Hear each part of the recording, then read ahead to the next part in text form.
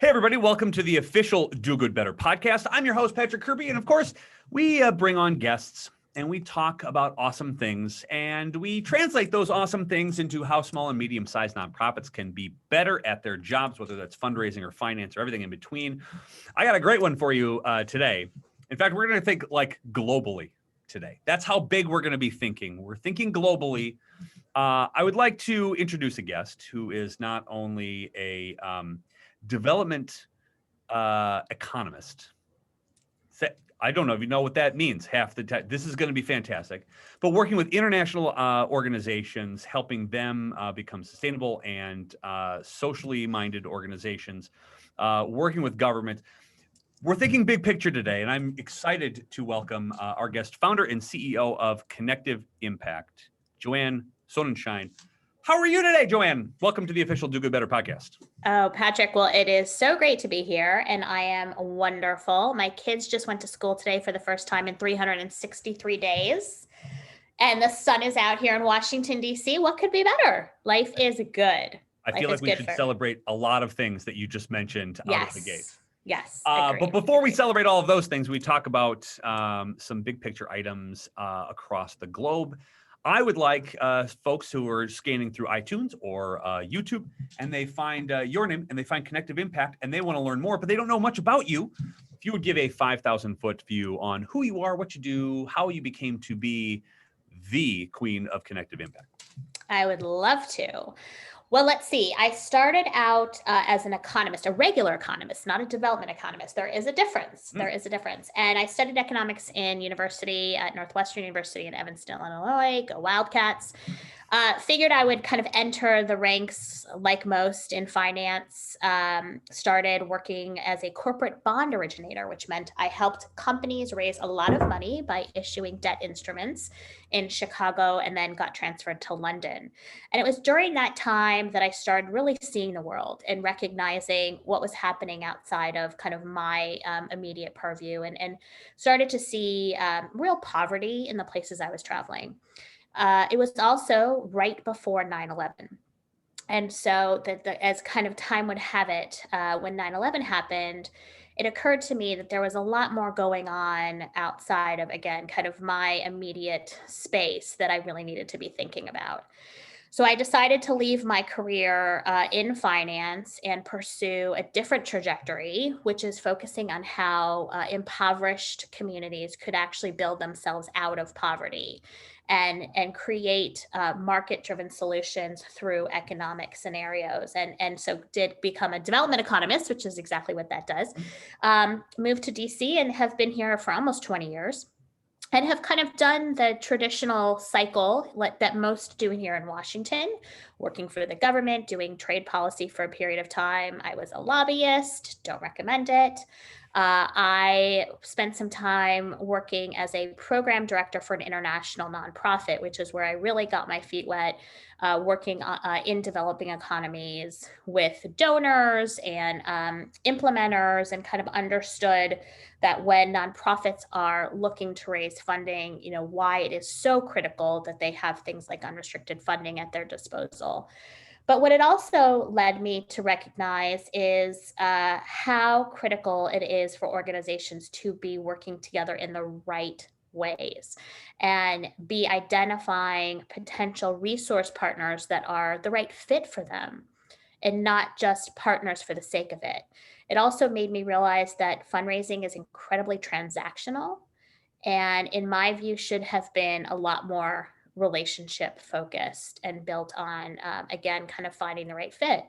So I started Connective Impact in 2014 to really build that out, to think about how organizations that have an international development priority can be working better with other organizations that are similar or complementary, with corporations, private sector, and with governments. And that is what we do. We help bring nonprofits together with companies and with government agencies, as well as with donors, to accelerate the impact that they're making all over the world. You mentioned a lot of positive trigger words for me in that last statement, which is a transactional versus relationship building donations. And I think when people talk about transactions, they think about them in small small, like $5, $10, $15 gifts. And they also think about it as a smaller nonprofit. And you're thinking in these big global senses that even that's an issue of not concentrating on building these wonderful developments in massive institutions. And so the real difference is I think smaller, medium-sized nonprofits think they're on an island and they're only ones experiencing some of these issues of nobody's building better relationships. It's all transactional. We got to chase dollars here and there. And I love that you're bringing it back to saying, no, this is a sort of nonprofit institutionalized issue rather than your local community issue. Absolutely. Yeah, I mean, part of the challenge with fundraising, whether you're a small, locally based organization or a very large behemoth working in 50 countries, is that donors have in mind particular programs they want to fund. And what ends up happening is nonprofits build projects that then satisfy those donors' priorities. What happens then is nonprofits are kind of pigeonholed in the project, and they're not thinking more broadly about what the kind of greater need is among broader stakeholders. And so you do find this fundraising, whether it be 10 or 15 or $25 donations, or in the case of some larger nonprofits, 15,000 or 20,000 kind of cause marketing donations, let's say from companies, that then goes into the unrestricted pool. And that's the type of funding that nonprofits can be a little bit creative with and be innovative with and test new things and, try new programs. But that funding ends up being really limited, and it makes nonprofits kind of continually have to chase the transactional funding. And that then doesn't allow for innovation, and it doesn't allow nonprofits to try new things. And you get into a cycle that, in my opinion, is unhealthy. So what we constantly are figuring out is how can our community of nonprofits and, again, kind of social business or socially minded business help influence how donors are thinking about being a little bit more transparent, flexible, and dynamic in the money that they're providing nonprofits. And this is an issue regardless of size. I think it's unhealthy, not only unhealthy to chase those transactions consistently, but it's also unsustainable.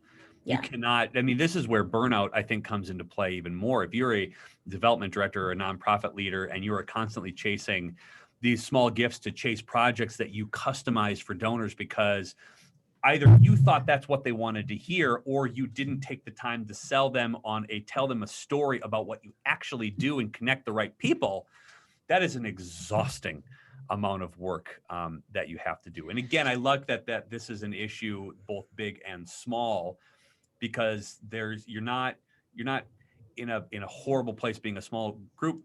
That's just what everybody does, and that's totally okay. We can big ourselves out of these things. Yeah, no, I was just going to add to that.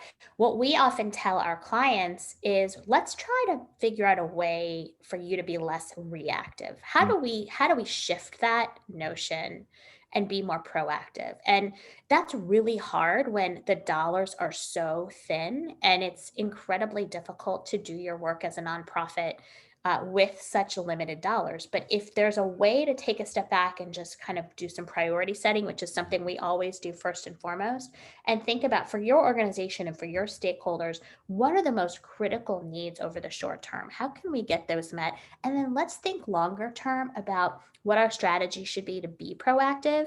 And let's find donors that work for us. Let's find funding that works for what our stakeholders need. I love that, because it's okay if your current donors aren't the right donors, because there are donors out there that are right. Absolutely. And I think and I don't know, it's not lazy. It is just not being creative or not taking the bold risk of saying, listen, we might not be perfect for each other, and let's go concentrate our energy, or at least a portion of our energy, finding people who are perfect for each other, so that we don't have to rely on a handful of people controlling what we do, so that we don't have to build programs around what they love, and we can continue doing what we're supposed to be doing in the first place, which is that mission-centric sort of community it is. I think what is overwhelming to me is global poverty. Mm-hmm. We're all not Bono, Therefore, tackling this is going to be a bigger issue. How do you, and I think local and small nonprofits find this to be frustrating as well. If they're tackling a large issue within their community, how do you position yourself like that? Yeah. Right. So if we want to get rid of abuse, household abuse in our communities, that almost seems overwhelming, and we're never going to be able to do that. You're talking about connecting with businesses and individuals and corporate entities to solve real, like massive, even like, let's just talk global poverty, for example, right? Yeah. Yeah. How do you begin that conversation with potential donors or potential sponsors of this on how they can make an impact? Because surface sounds just like there's nothing we can do about this, right? Well, and yet there very much is. Right. So this is where kind of the economics comes into play. We use a common economic term known as comparative advantage. And so if you're thinking about a very big challenge, whether it be local or global, and the two you mentioned, whether it's abuse or hunger or climate change or global health challenges, we're still in a pandemic, like how do we even begin? What's important for a nonprofit is to, as part of kind of the priority setting we were talking about, is understand what are they the best at? What can they do that really no one else can do as well? Now, certainly you're going to think you're really good at a lot of things, but I'm talking about like, let's get real. Let's talk to our team here. Let's look at our leadership and ask some real questions, some honest questions, and say, what if given, only $100,000 for the next 3 years, what could we really do well with that? Where are some things that are missing? What are those gaps? And what types of organizations are out there that can help us maybe fill those gaps? And when we're looking at organizations who can be complementary, where can we also provide value to them? That's comparative advantage.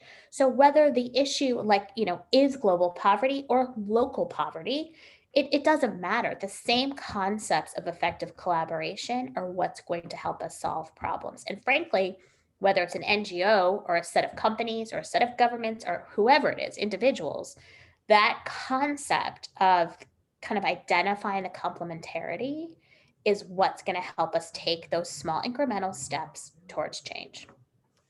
Collaboration's a scary word to smaller nonprofits because I think there is a mindset of if we open up our doors to the possibility of partnering with another organization who is also successful at trying to do something similar, or like you said, complementary.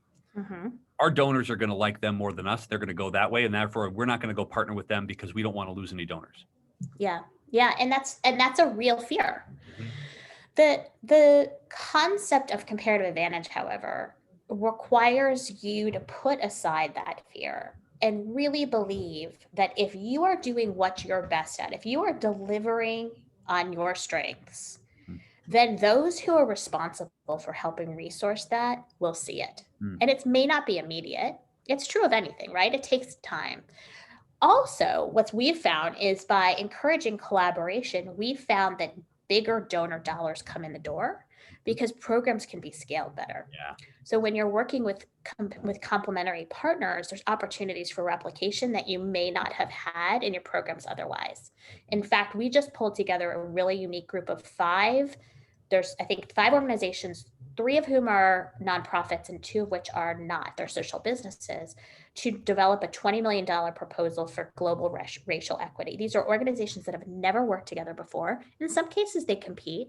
Sure. And yet in developing our concept, we recognize that the way we pull together these organizations would never have happened if they weren't willing to explore some kind of competition. And here we are putting together a proposal for $20 million. Alone, these organizations maybe could have done the same thing for like maybe $3 to $5 million. So it does bring in some added resources, some new kind of territories that wouldn't otherwise be there. How do you have that conversation with leadership that is, well, we've always done it this way, therefore we're not going to go and change?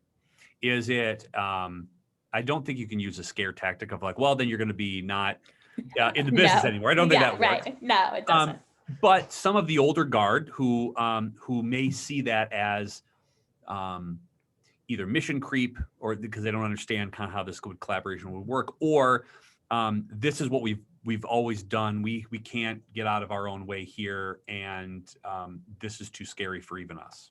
Yeah. How do you start to have that conversation? Because I think you could have the best groundswell of support internally. You've got this wonderful volunteer corps that's just like, yeah, let's go and do these. There's always a roadblock. And how do you begin to chip away at that? Understanding that it's going to take time to do that in time to develop these and time to execute. It's a real scenario, and actually you see a lot of that, particularly from bigger organizations that have established kind of profiles and partnerships already.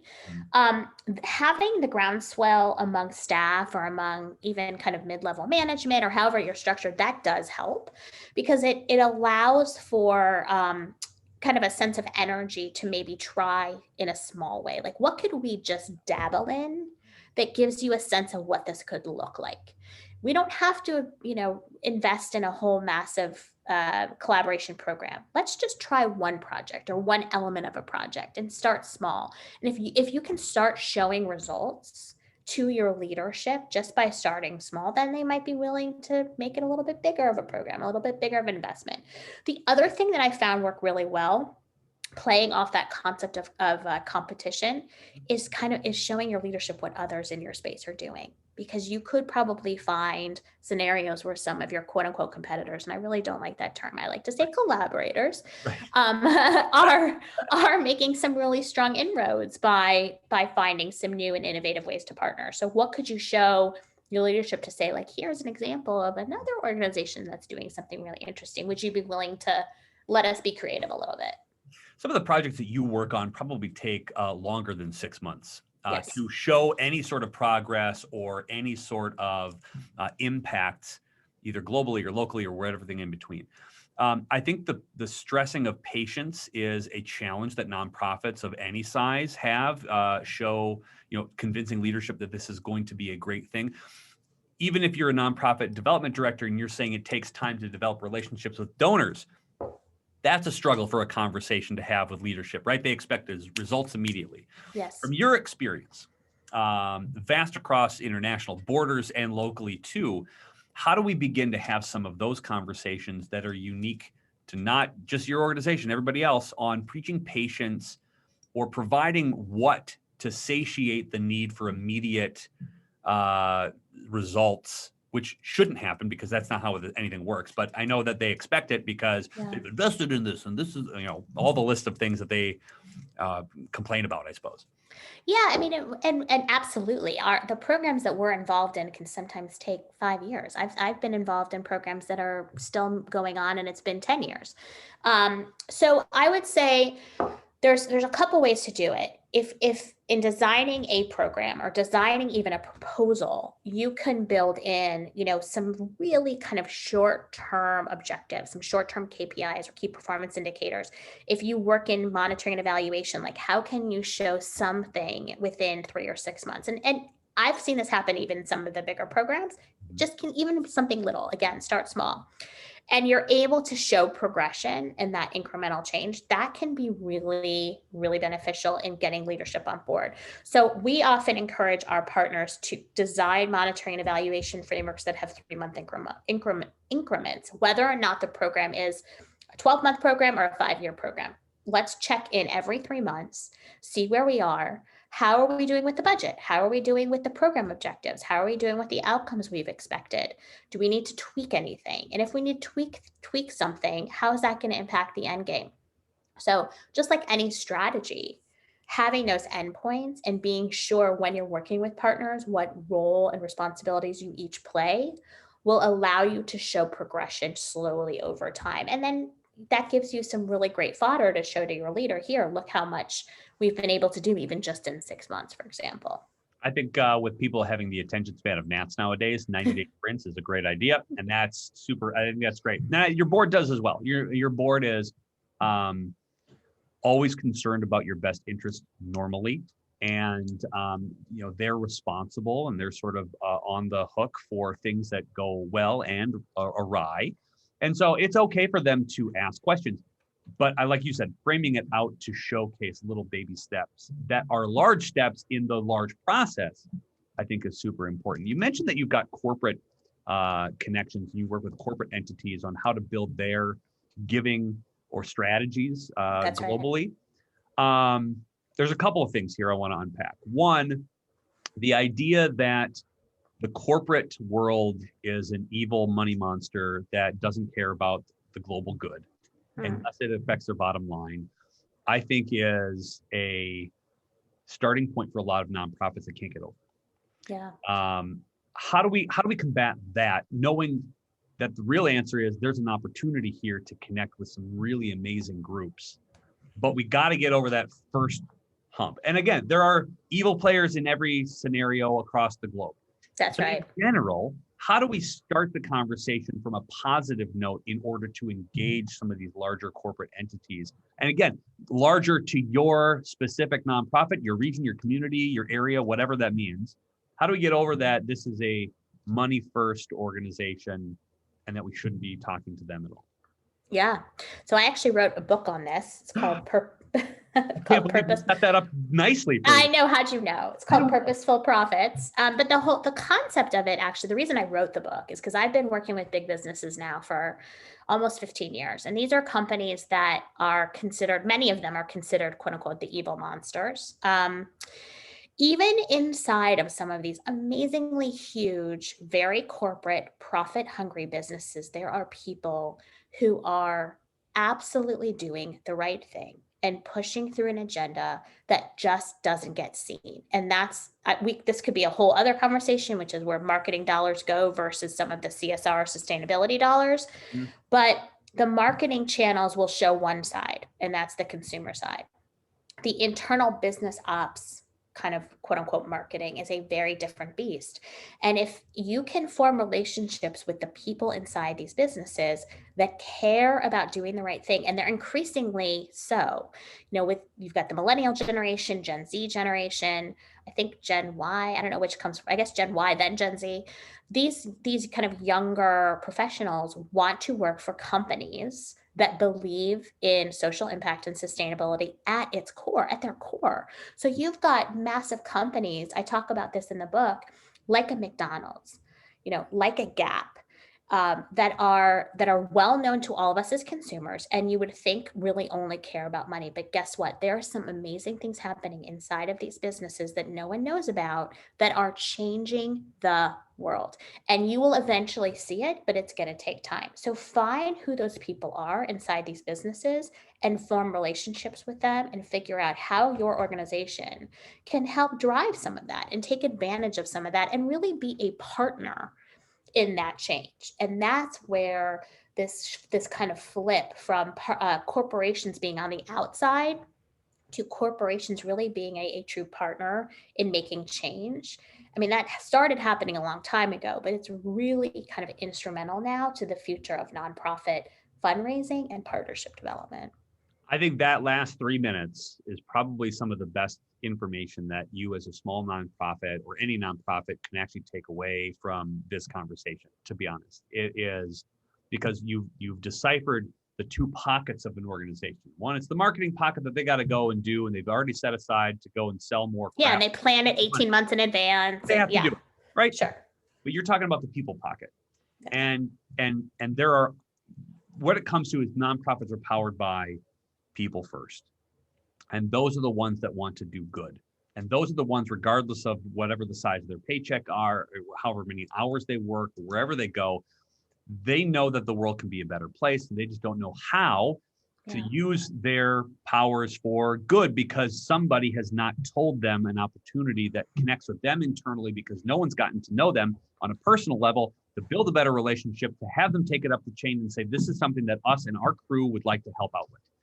And that is the crux of this information, or the crux of the problem with the nonprofit world right now, is that you're not taking enough time to build better relationships and ask better questions on a regular basis to the people who are in positions to help you make massive monetary impact to your organization. That is the whole point here. Absolutely. And provide value. I mean, to your point, that's exactly right. There are people inside these behemoths that want to be guided, that need to know how they can make that difference. So you are the service provider here. You are the information sharer. Be that for them and work with them in tandem to make the change that they want and that is possible given your work in nonprofit. If nobody knows how to help, they're not going to help. It's because this is an awkward world. It's as if you, as a nonprofit entity, would walk into a Wall Street office and go, "Okay, now it's time to trade Bitcoin." Well, I don't know how to trade Bitcoin. Well, then you got to figure it out. Well, you're not going to trade Bitcoin because you don't know how. Exactly. And you got to get this through your head. You are like you said, a service provider. You're a service provider to provide an avenue for these individuals to give so they can feel great. But if they don't have an instruction manual, if they don't have somebody holding their hand and telling them how to do it to make massive impact, they're not going to. So don't be afraid of your pitch maybe going awry or not hitting the right notes with somebody. There's a perfect donor for you. There's how many billions of people are in this world? There's a lot of donors who could be your best friends. But the only way you're going to do that is have conversations with people and ask questions about what they care about. Yeah. Instead of how much money they can give you. That's the issue.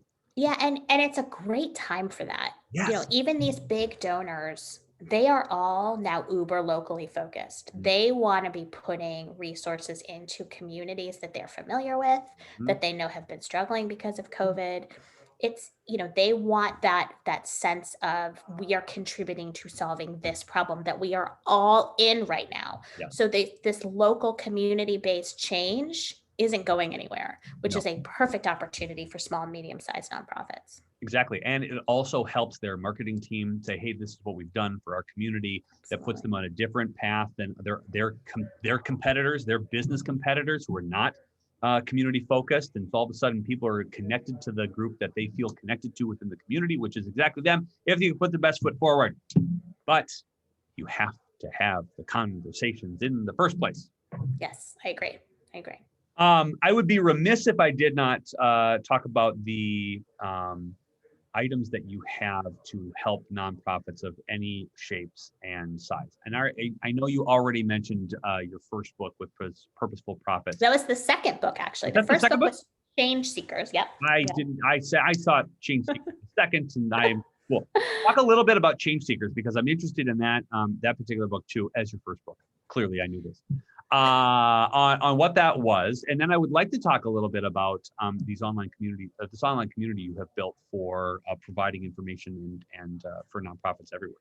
Yeah, no, that would be great. So ChangeSeekers actually was a book that I wrote about my journey that I started to kind of talk a little bit about living in London right before 9/11 and starting to travel the world and recognizing that the world was really shifting under our feet and needed to be shifted in the right way, and why and essentially the journey to starting Connective Impact. And I spent a number of years working, as I mentioned, in government and a nonprofit, and did some pretty amazing things during that time. And so I just talk a little bit about that journey, but then also share some inspiring people's stories, people that are well known in the kind of international development space and corporate as well, that have really made a concerted effort to switch kind of their path around in order to make a difference in the world.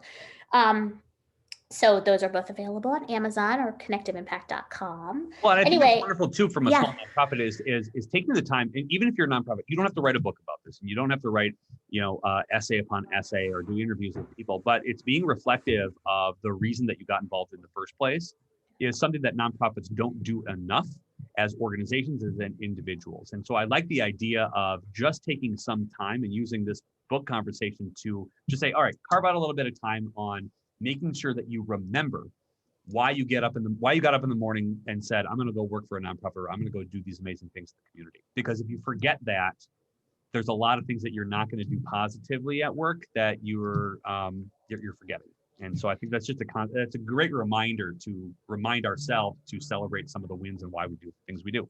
Yeah, I mean, especially now, we're all really struggling with the day-to-day, and we do need to be reminded that, there are situations that are far worse.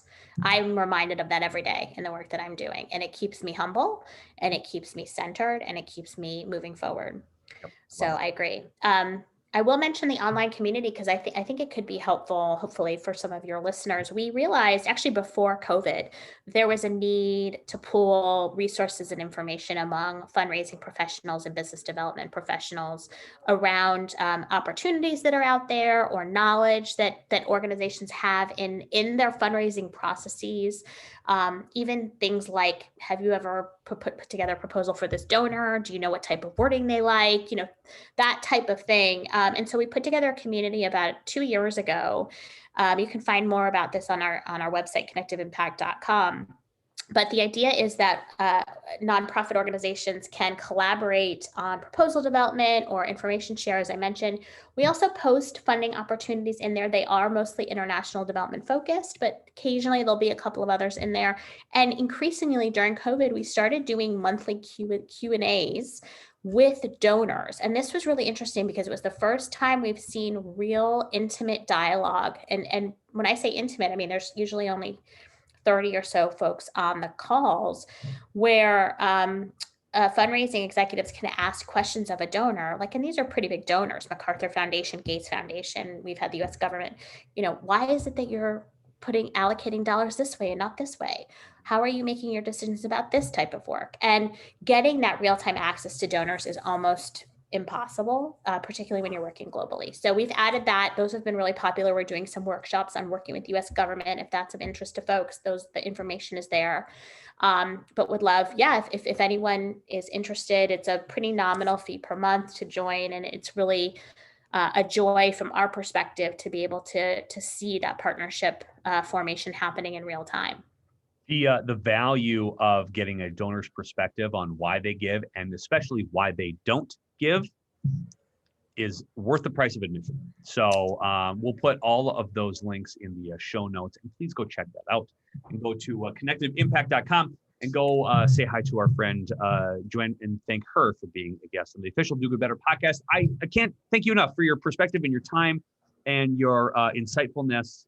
This is super fun to get a global perspective that says, hey, we're all in the same boat and there are the same tactics, regardless if you are a Fortune 100 company having a conversation about their giving plans to having a conversation with your local hardware store owner that is working about their plans. It's the same conversation. Right. It's the same impact, develop better relationships, etc. And I'm so glad that you helped us remind ourselves of that today, and so appreciate you being the guest on the official Do Good Better podcast. Oh, Patrick, well, thank you so much for having me. It's really a joy to speak with you. And I always am happy to kind of share information that's going to help amazing mission-oriented organizations do their work. So thanks very much. I love it. Go and click on all the links in the show notes. Dang it. Go connect with Joanne. Thank you so much. We'll see you next time.